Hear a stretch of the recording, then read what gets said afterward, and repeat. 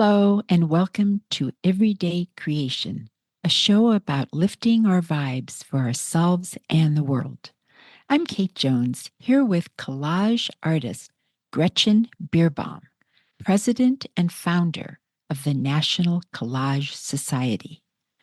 Gretchen is the author of Collage in All Dimensions, published in 2005, and Creating Collage in All Dimensions, Techniques to Alter and Transfer Images, an ebook published in 2010. They're available on nationalcollage.com. In this episode, Gretchen talks about the history of collage up to the present time, a little about her own history, her submarine commission, and much more, including the illuminating year she spent in Iran. This interview begins with Gretchen answering my question about when she started the National Collage Society and why. It was 1982, and a lot of local artists, were mostly the ones I knew, were watercolorists.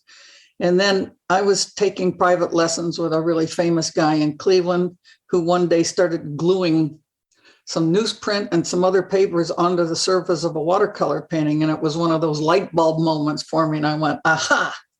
And I started making collage. But then I looked around, and any type of competition or exhibit did not have a category for collage, and they wouldn't allow us in any of the watercolor societies. Really? Yeah, we were just banned. And so I decided, well, I'm going to start a collage society. I met the guy that started the American Watercolor Society in New York City. He was in Ohio. And I said to him, I think I'm going to do this. He said, well, do it before somebody else does. So the National Collage Society is actually the first organized group in this country. And now there's just dozens of them everywhere. We started out with regional groups, and they've all gone off on their own and become independent and successful. I read that you promote the advancement of collage as a major art medium, and you assist in educating the public. Yes, our mission is education, art education through exhibits, workshops, lectures, publications, any way we can reach the public. Great. And you have an annual juried event. That's the biggest event, right? It's online for a year. Oh, okay. So basically you have something up all year long then. That's definitely. Wow. Okay. So so people can go to it from the National Collage Society's website. Right. Nationalcollage.com. Incredible work by artists from around the U.S. and internationally. Well, I hire the best jury you can find. It's all academically based. We always have a professor from a major university, and one museum curator, and one working artist who's been very accomplished. And then we have a fourth one as a judge. Is it a big deal event to get into? Well, yes, they're usually only professional artists who are really accomplished that can get by the jury to be in the show. And what it demonstrates is that contemporary art has many, many mixed media artists now. A lot more than the last century. That's very interesting. So back in the day when you couldn't even get they wouldn't allow us in shows. Yes, you couldn't even get into shows. And now, there are so many artists doing this. Right. And collage is an art historical term. It's just not something you throw around, except it's been used generically for the wrong things. I was told I could never stop that, but. What do you mean? There was some computer company called Collage back in 1908 in the 80s. Okay. And I talked to the art history professor at the Cleveland Institute of Art. She said, you can't stop that. It's like the word Kleenex. I said, no, it isn't. Mixed media has always been around, but that's kind of a loose term.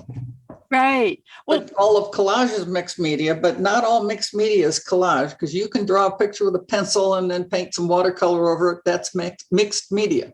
Okay, but that's not collage, clearly. No, the magic word is glue, because collage is a French derived term from the verb coller, which means to glue or to paste. Oh, okay. So would you talk about the history of collage? Oh, sure. I'd love to talk about that. Please do.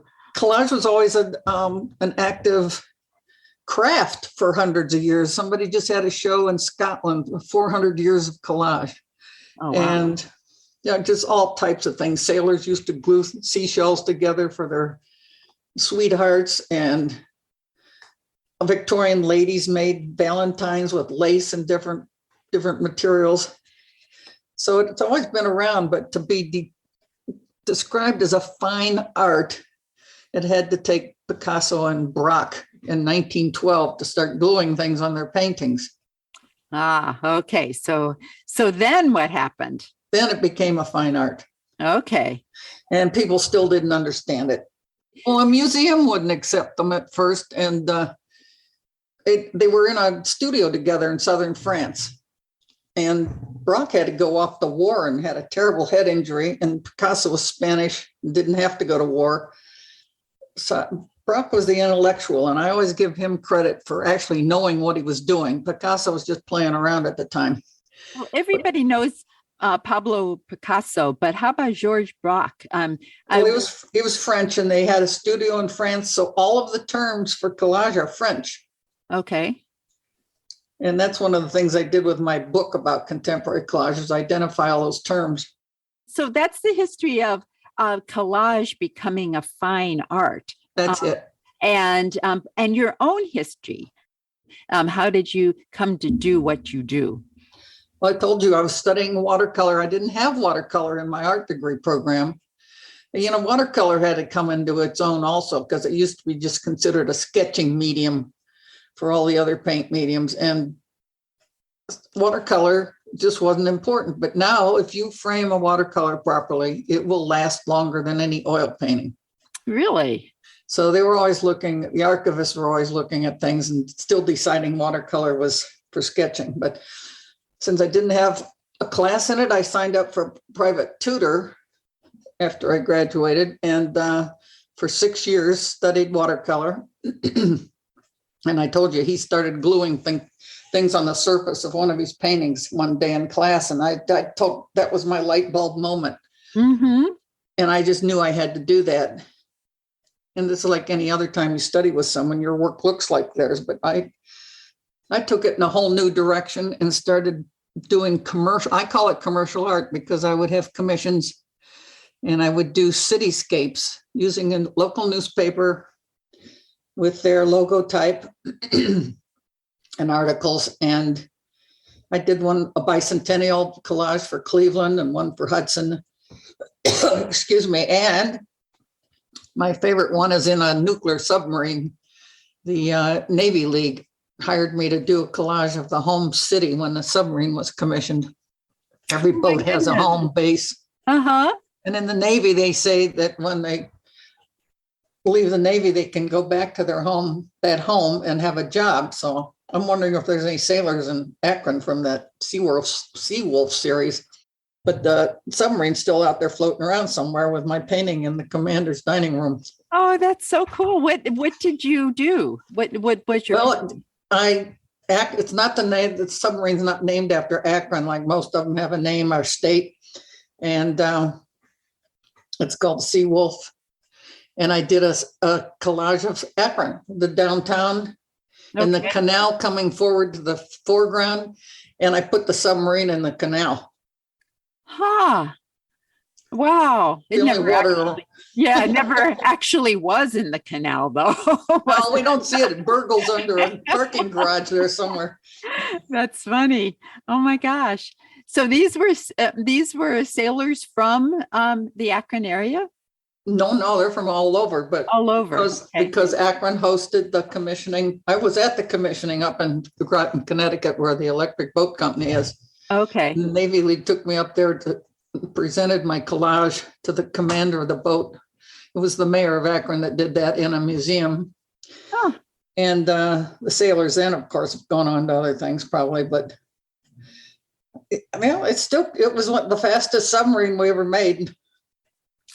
It's still out there. Seawolf series, yeah. Huh. I saw them building the next two. I got the tour of the electric boat company. it's just so bizarre that they would invite an artist to do all that, but I just loved every minute of it. Wow. How did that come about? I mean, how did you get that commission? I don't remember. Oh, People okay. just find me. But what's weird, I was there and the commander of the boat came up. He was like 6'4", and you think submarine, you're all going to be little people, but it was huge in there, 20-foot ceilings in the missile room. And he came up and gave me a big hug from Washington, D.C. I said, okay, who do you know? It was my high school boyfriend was Undersecretary of Defense. And they were talking one day and the commander said, oh, we got some artist from Ohio that's doing a commission for us. And is her name Gretchen Bierbaum? Yeah, you know her. Jeez. That is so funny. Oh my gosh. You live long enough, all this comes back around. Right. So anyway, you referenced your book, Collage in All Dimensions. Right. Yes, that's 20 years of contemporary collage. Yes, and that came out in 2005. It's available on the Society's website. Yes, we have a bookstore there. Yes, nationalcollage.com. What was your motivation for doing that book? Well, first of all, contemporary collage was not featured anywhere. This century, there's a magazine about collage out of Montreal, Canada, and all kinds of publications, mostly how to do it type publications. So you can start making your own collages. But at that time, I thought that our most accomplished artists should be published somewhere. So we had enough shows under our belt that I just took the images from the people that had won awards in our show or became signature members and decided to put them together in a book. Okay. And what is your hope for what readers will get out of this book, or what readers do get out of this book? Well, hopefully they figure out what collage really is. Mm-hmm. And the exciting thing is looking at the variety of materials the artists use. The images are there with a list of all the crazy things they glue into their artwork. For instance. Oh, geez. Well, first of all, toys. Well, somebody had a dead mouse in one of them. A dead mouse. Oh my God. And in Atlanta 3 years ago, we had a guy with a dead frog in his collage. So that was just gross though. Yeah. Mostly it's handmade paper and publications, old magazines. You can open a drawer and pull things out and glue them together, and collage in a third dimension is assemblage. So we've got some really creative people out there. In Arizona, we have people go out in the desert and find rusty things and glue them together and make assemblage. I had a conversation with another artist a while back. Her name is Teresa Wells Stifle. She is on Etsy, and she has a Stifle and Capra website where she sells different things. But she puts together collages too, paintings with the sort of she calls it the ephemera of life. Like if people, like, she'll do commissions where, people have, just things, whether they're concert tickets or, whatever that they care about. And she'll put that together, which I thought was very cool. Oh, absolutely. That personalizes each piece of art. Yes. Those are good commissions to get, because I've had people hand me materials. Somebody went on a cruise and they wanted every ticket and every moment in this collage to hang on the wall. Uh-huh. And that's easy because you know exactly what they want. Yes. And I think that's a wonderful way to display keepsakes instead of, putting them away in a bin somewhere and then looking at them once every, I don't know, or never, because they're tucked away somewhere. I just think that's a wonderful thing to do, and to have art, having somebody with an artist's eye do it. I just think that's splendid. It is. I'm always amazed too, because I'm not very good with the third dimension, but some of our assemblage artists are just genius at what they do. Mm-hmm. Wow. So one of them always says, I have to tell Gretchen there's glue in it. So what makes a genius collage artist? I mean, what do you I mean, sort of like what's the feeling that people get from their work, that makes it kind of like a genius piece? Well, we have to put disparate items together and make them look like a whole, and a nice, pleasing composition or an ugly composition, as it may be. Ugly art is still really in. So it sounds like it would be easy, but it's not. Yeah, it doesn't sound easy to me to make it pleasing, especially. And if they're dealing with metal, there's some could be welding involved and all different types of ways of holding things together, screw nuts and bolts and screws. And but collage in the third dimension is assemblage. And assemblage is a sculpture, essentially, because it sets out in the middle of the room. Mm-hmm. But not all sculpture is assemblage. If somebody's carving something out of marble, that's sculpture, that's not assemblage. Right. Yeah. So what do you love about collage? Well, on the flat on the wall, collage is much more visually exciting than just painting. Paint is flat. You add another dimension when you glue collage on there. And that's what's so exciting about it. Okay. The layers. Absolutely. Yeah, that's very interesting. That's a lot like life, isn't it? Exactly. It's exactly what it's like. Huh. And when you tear paper, you get a torn edge, and there's all different thicknesses of paper and ways of tearing it. And it's just exciting to see that, because no matter what you do with paint, you're going to have an edge, but it's never going to look like that unless it's trompe l'oeil and you're going to try and duplicate a collage with paint. Right. Yeah, that is certainly interesting. Another thing I think is interesting, we talked about your background and what you're doing now, and I find it fascinating that you consider yourself an art administrator more than anything else. Right, and educator. I've taught for many years. Yes, and you educator and administrator, and you became an art administrator before art administration was even ever thought of as a degree, much less offered as one.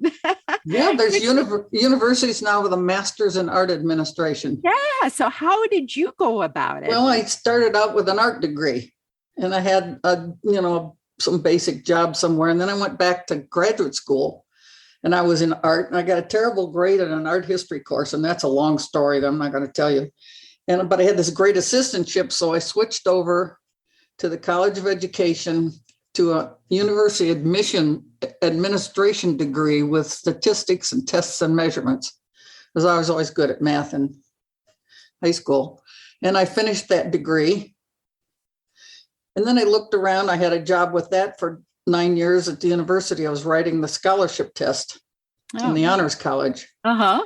And I thought, I'm not going to do this the rest of my life. So I just wrote a letter to the dean and said, I'm gone. And I'm going to be an artist. And that's what started it all. And then I discovered collage, and then I discovered the Collage Society, and that's what I needed to do. And you were off and running. It combines both my skills with keeping data and knowing art.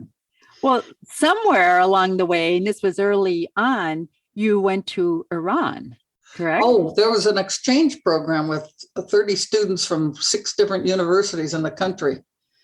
And they hired me to be advisor to the girls in the program. And we packed them all up and took them to Shiraz, to the university there in Iran, for a year.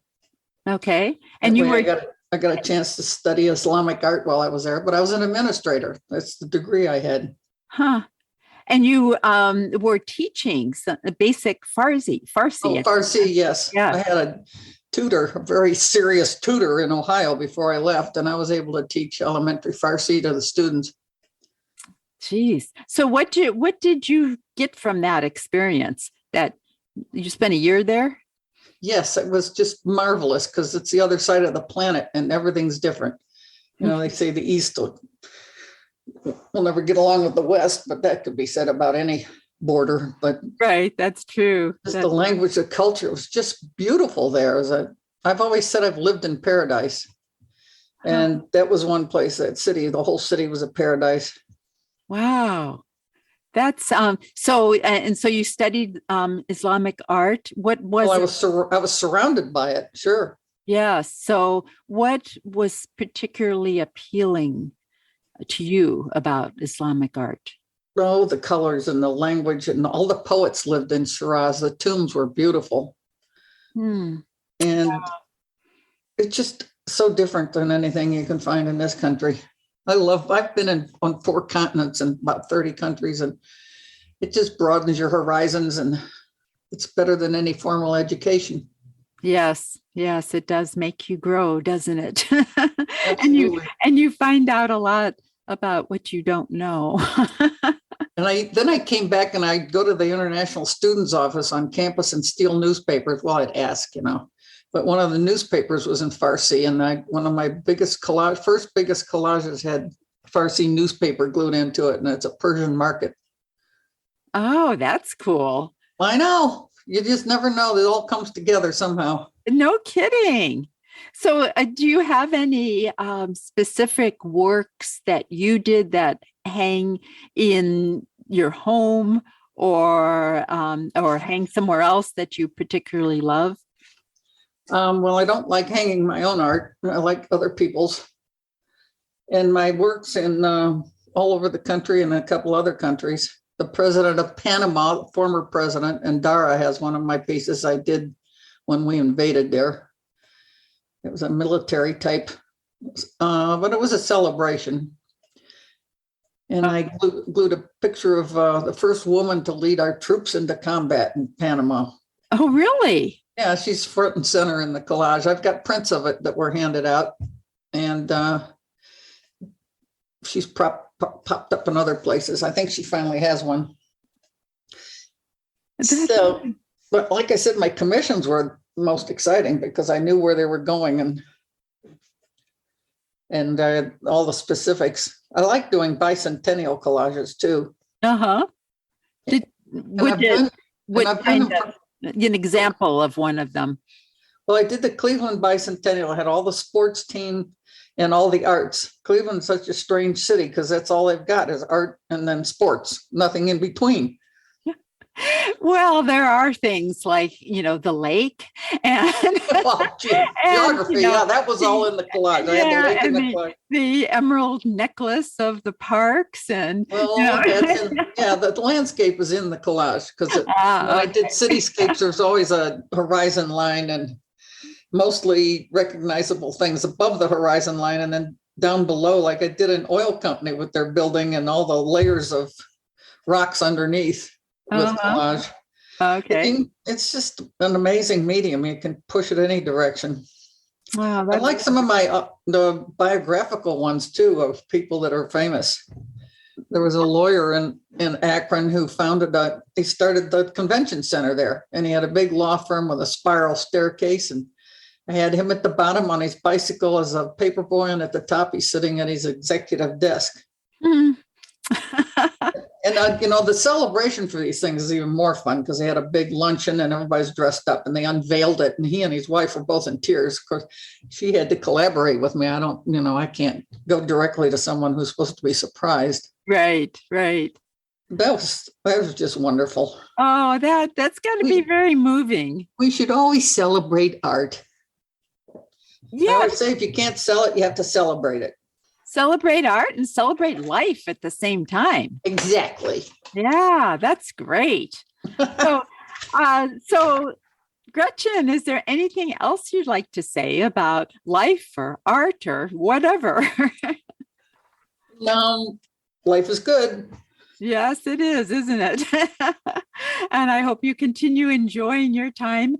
You're in Arizona and also in Northeast Ohio, because you kind of go back and forth, don't you? Yes, I do. Yes, that's great. Well, I really appreciate you being on the show today. It's so fun to talk to you. It's fun talking to you. Thank you for being such a good hostess. Oh, well, my pleasure. This is Kate again. Thank you for listening to the show. Please share this episode with anyone who's fascinated by the fine art of collage and wants to learn more about it.